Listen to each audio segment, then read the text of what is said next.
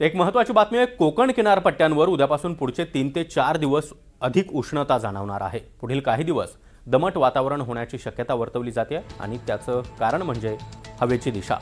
हवेची दिशा ज्या भागामध्ये येत आहे त्या भागामध्ये दमट वातावरण दिसून येणार आहे.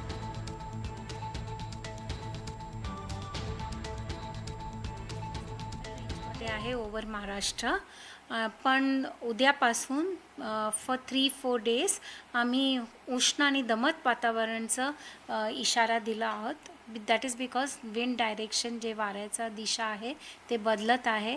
आता तुम्हाला वेस्टर्लीज असेल तर it is coming from the Arabian C.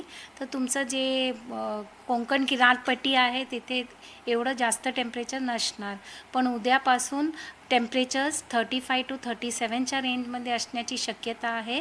कारण वारे they are coming from the east या साऊथ ईस्टर्ली. तर आम्ही म्हणून उष्ण आणि दमट वातावरणाचा इशारा दिला आहे.